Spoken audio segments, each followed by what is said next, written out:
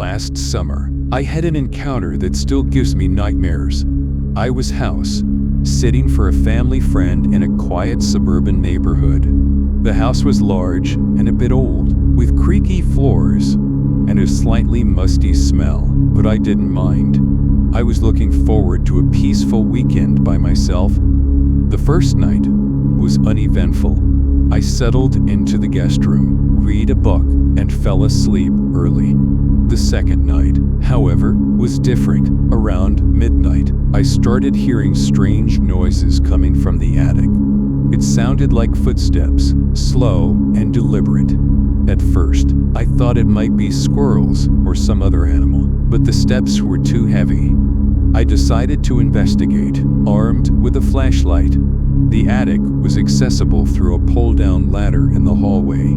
I hesitated before pulling it down, heart pounding. As I climbed up, the noises stopped. I shone the flashlight around, but nothing seemed out of place. Relieved, I went back downstairs and tried to relax, but the feeling of unease lingered. As I settled back on the couch, the noises resumed. This time, it sounded like something heavy being dragged across the floor. My nerves were frayed, but I tried to convince myself that it was just my imagination playing tricks on me. I turned the TV up louder, trying to drown out the noise, but it persisted, creeping into my consciousness and refusing to let go. Unable to take it any longer, I grabbed my phone and called the police. When the officers arrived, they did a thorough search of the house and the attic, but found no one. They assured me it was probably just the house settling or an animal. I tried to believe them, but I couldn't shake the feeling of being watched. The next morning, I discovered something that made my blood run cold. In the dust on the attic floor, I found footprints. Human footprints. They led from the attic entrance to a small window overlooking the backyard. I called the police again, and they came back to investigate. The officers were thorough, but they found no other evidence of an intruder. They suggested that maybe the footprints had been there for a while, disturbed by my movements the night before. Still, the explanation did little to calm my nerves. Determined to stay vigilant, I spent the day checking and rechecking the locks on all the doors and windows. I even borrowed a friend's dog, hoping his presence would make me feel safer. That night, I fell asleep with the dog at the foot of my bed, hoping for an uneventful night. At around 3 a.m., I awoke to the sound of the dog growling softly. My heart raced as I listened closely. The footsteps had returned, heavier and more purposeful this time. They seemed to be moving directly above my room. I could hear the floorboards creaking under the weight of each step. I grabbed the flashlight and my phone, heart pounding, and crept out of bed. The dog followed close behind, his growling growing more intense.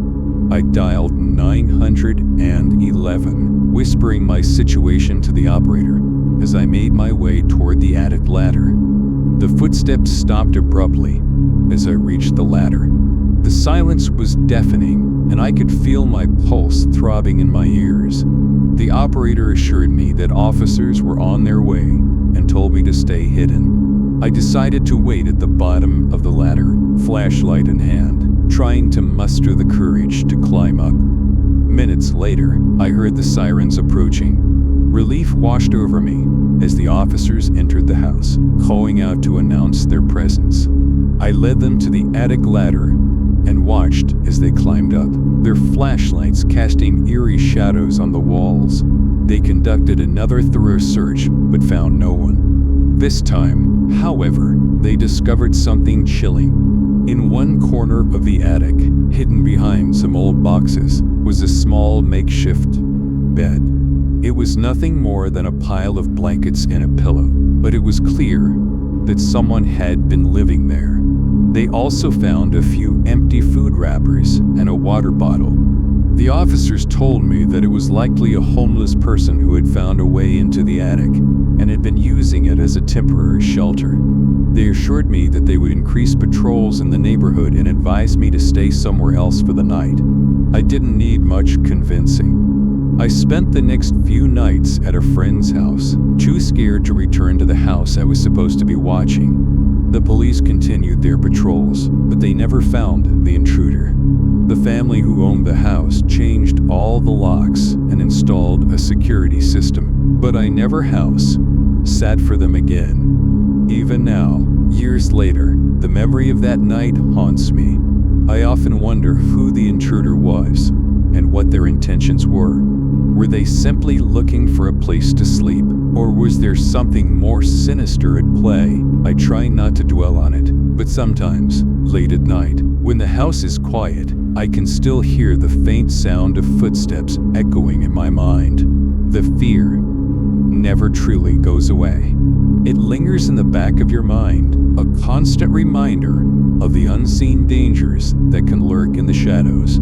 I've moved on with my life, but the experience changed me. It made me realize that the monsters we fear as children might just be real, hiding in the dark, waiting for the right moment to reveal themselves. And sometimes, the scariest stories are the ones that actually happened.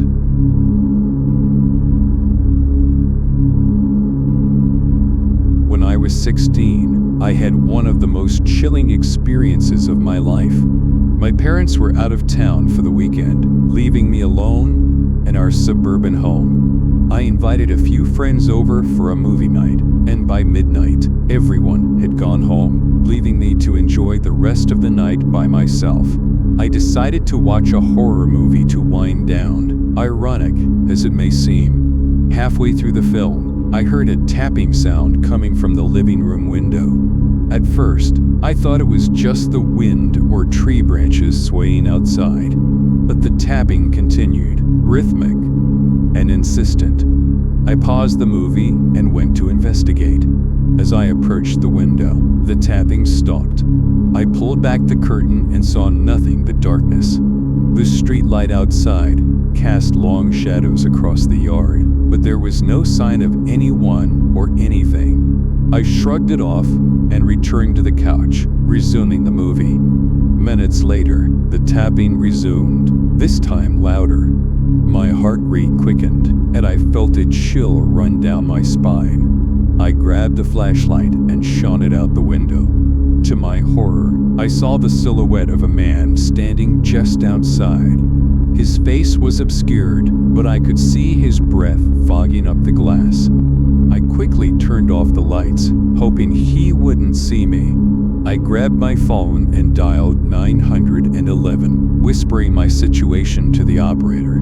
The woman on the other end told me to stay hidden, and that officers were on their way. The man continued to tap on the window, then started trying the door handles, testing to see if they were locked.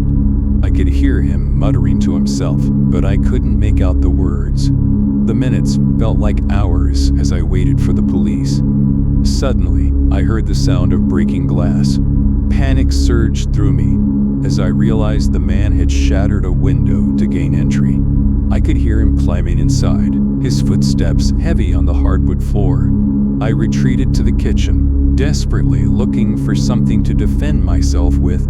I grabbed a large kitchen knife, my hands trembling. I could hear the man moving through the house, his footsteps slow and deliberate. He was getting closer. I ducked into the pantry, hoping he wouldn't find me. I held my breath, trying to stay as silent as possible. The door creaked open, and I saw a shadow fall across the floor. He was in the kitchen. I could hear him rifling through drawers and cabinets, searching for something. My heart pounded in my chest, and I fought the urge to scream. He moved closer to the pantry, his footsteps growing louder. Just when I thought he would open the door, I heard the sound of police sirens in the distance. The man frowned, then bolted for the front door. I heard him stumble over furniture in his haste to escape. I waited a few moments before cautiously emerging from the pantry, the knife still clutched in my hand. I peeked out the front window and saw the flashing red and blue lights of the police cars. The officers searched the house and the surrounding area, but found no sign of the man. They assured me they would patrol the neighborhood throughout the night, but I couldn't shake the feeling of dread. I knew he was still out there, somewhere. The police left, and I was alone again. I couldn't bring myself to stay in the house, so I called my friend Rachel and asked if I could spend the night at her place. She agreed without hesitation, and I quickly packed a bag, locking every door and window before I left. The next morning, I returned home, hoping the daylight would chase away the lingering fear. But as I walked through the house, I noticed something strange. There were muddy footprints leading from the shattered window to the front door. I hadn't noticed them in the chaos of the previous night. I followed the footprints to the living room, where they abruptly stopped. It was as if the man had vanished into thin air. I felt a cold shiver run down my spine. Something was very wrong. Over the next few days, I couldn't shake the feeling of being watched. I saw fleeting shadows out of the corner of my eye and heard whispers in the silence of the house. I started sleeping with the lights on, but it didn't help. The fear was always there, lurking just beneath the surface. One night, as I lay in bed, I heard the tapping sound again. It was coming from my bedroom window this time. I frowned, my heart pounding in my chest. I didn't dare move. The tapping grew louder, more insistent. I finally mustered the courage to look. There, outside my window, was the same man. His face was still obscured, but I could see his eyes. They were dark and empty, filled with a malevolent intensity. He raised his hand and pointed directly at me, his finger tracing a line across the glass. I scrambled out of bed and ran to the living room, grabbing the phone to call the police again. But when I looked back, the man was gone. The tapping had stopped, and the night was silent once more. The police arrived quickly, but there was no sign of the man. They found no footprints, no broken glass, nothing. It was as if he had never been there. But I knew better. He was real, and he was still out there, watching and waiting. I never felt safe in that house again. My parents eventually agreed to move, and we left the neighborhood behind.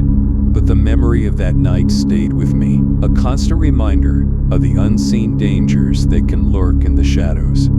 To this day, I can't look out a window at night without feeling a chill run down my spine. I always wonder if, somewhere out there, the man is still watching, waiting for the right moment to return. And I know that the fear will never truly go away.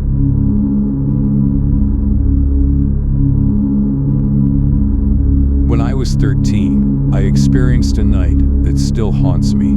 My parents had gone out for dinner, leaving me home alone for the first time. I was excited and a little nervous, but mostly looking forward to watching my favorite TV shows without any interruptions. Little did I know, that night would become one of the most terrifying experiences of my life. It started around 9 p.m. I was curled up on the couch, engrossed in my favorite show, when I heard a strange noise coming from the basement. It was a faint tapping sound, almost like someone knocking. I tried to ignore it, convincing myself it was just the house settling. But the noise continued, growing louder and more persistent. I mustered up the courage to investigate. As I approached the basement door, the tapping stopped. I hesitated, then opened the door and flicked on the light. Nothing seemed out of place, but the eerie silence was unnerving. I stood at the top of the stairs, straining to hear any further noise. Nothing. Suddenly, the light flickered and went out, plunging me into darkness. Panic set in, and I raced back upstairs, locking the basement door behind me. I grabbed the phone to call my parents, but the line was dead. A chill ran down my spine. Deciding to hide in my room until my parents returned, I headed upstairs. As I sat in bed, Trying to calm my racing heart, I heard footsteps on the basement stairs. They were slow and deliberate, as if someone was taking their time. My heart pounded in my chest, and I held my breath, praying it was just my imagination. But the footsteps continued, moving closer and closer. I could hear the creak of the wooden stairs under the weight of each step. They stopped at the top of the stairs, just outside the basement door. I was paralyzed with fear, unable to move or even breathe. Minutes passed in agonizing silence. Then, the basement door creaked open. I heard someone moving around downstairs, their footsteps echoing through the empty house. I stayed hidden, too terrified to move. The intruder seemed to be searching for something, their movements deliberate and methodical. Eventually, the footsteps stopped, and I heard the basement door close. I waited, straining to hear any further sounds. There was nothing but silence. I stayed hidden, too afraid to leave my room. Hours later, my parents finally came home. I raced downstairs, hysterically telling them what had happened. They searched the house but found nothing out of the ordinary. The basement was empty, and there was no sign of forced entry. They tried to reassure me that it was just my imagination, but I knew what I had heard. The next day, I couldn't shake the feeling of unease. I was sure that someone had been in the house with me. I decided to do some investigating of my own. I started with the basement, carefully examining every inch of the room. In the corner, behind an old stack of boxes, I found something that made my blood run cold. There was a small, hidden door, barely noticeable unless you were looking for it. It was slightly ajar. My hands trembled as I pulled it open, revealing a narrow, dark passageway. I grabbed a flashlight and ventured inside. The passageway led to a small, hidden room filled with old, dusty furniture and cobwebs. It looked like it hadn't been used in years. But there, in the center of the room, was a small, makeshift bed with a pillow and blanket neatly arranged. Someone had been living in our basement. I raced back upstairs, my mind reeling. I told my parents what I had found, and they called the police. The officers conducted a thorough search of the house and the hidden room. They found evidence that someone had indeed been living there, but there was no sign of who it was or where they had gone. The police assured us that they would increase patrols in our neighborhood, but I couldn't shake the feeling of dread. Someone had been living in our house, watching us, moving around when we were asleep or away. Weeks passed, and the fear slowly began to fade. But every night, as I lay in bed, I couldn't help but listen for the sound of footsteps. I never heard them again, but the memory of that night stayed with me, a constant reminder of the unseen dangers that can lurk in the shadows. Years later, I moved away to college, hoping to leave the memories of that night behind. But sometimes, late at night, when the house is quiet, I can still hear the faint sound of footsteps echoing in my mind. The fear never truly goes away. To this day, I don't know who was living in our basement or why they chose our house. But I do know one thing: that night changed me forever. It made me realize that the monsters we fear as children might just be real, hiding in the dark, waiting for the right moment to reveal themselves.